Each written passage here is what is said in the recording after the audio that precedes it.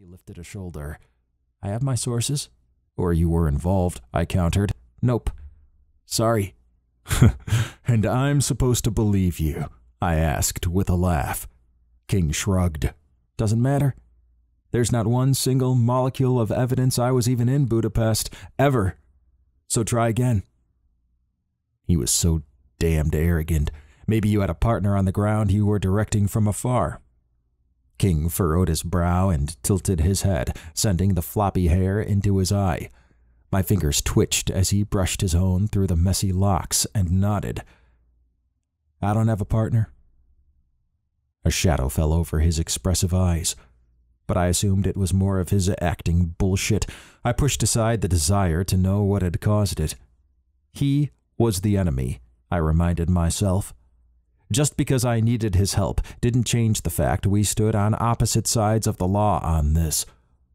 Look, the reality is that it doesn't matter if you took it or not. We need it back. His eyes changed instantly to curiosity and intrigue. Why? How about because I said so? I snapped, tired of his attempts to swing the power from me to him. Then I guess I'm out of here. Good luck, King said with a shrug, standing up and making his way toward the still open door of the plane. Damn it, I moved in front of him, blocking his exit. He pulled up short, but the area at the front of the plane was cramped, forcing us into close proximity. I caught a whiff of something clean and sharp, and I had to keep from leaning in to smell more of it. King, wait.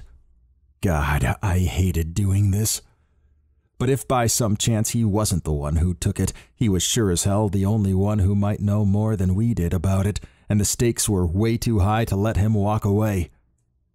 We needed him. He glanced toward the open door and then back at me, blocking his path. What? He asked wearily. I needed leverage. Something to force him to stay and make a deal. We found your DNA on one of the Greek coins. He stared at me in shock. No, you didn't. I nodded with complete confidence, despite the fact I was lying my ass off. The lab tech said it was from sweat. I guess it was overly warm in the ducts. Bluff. Total bluff. I could tell he was trying hard not to believe it, but there was no way for him to know for sure. I just needed that hint of uncertainty, and he would be mine. We're prepared to offer you full immunity if you'll help us. He lifted an eyebrow. Immunity for what? He leaned against the galley wall, crossing his arms and projecting a calm confidence. I read in the papers the coins you're referring to weren't actually taken, but had simply been misplaced. I really wanted to wipe the smug, arrogant grin off his face. The coins, maybe, but half the ingots in the collection were never returned. His mask slipped for a split second. I could tell he wanted to argue with me, to tell me he'd left the entire collection intact. But that would be an admission of guilt. King's nostrils flared. Bullshit.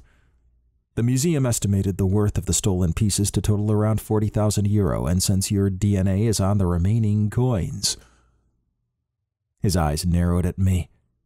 I could tell he wanted to call my bluff badly, but he couldn't be sure some museum employee didn't take the chance to pilfer from the collection when it was found in the ductwork. King pushed away from the galley and paced deeper into the plane.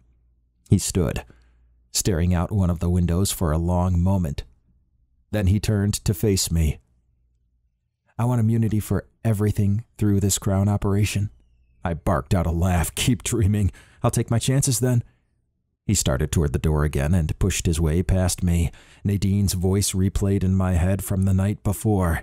Give him whatever he wants. We need that crown more than we need to put away a do-gooder cat burglar. We'd already spent over a week trying to run down leads the usual way, but had found nothing. Nadine was getting pressure from above, and the stakes were high enough to do whatever it took to get our hands on the crown. At the risk of everything I'd worked on in 4 years, of trying to put Le Chaton away. Stop, I barked.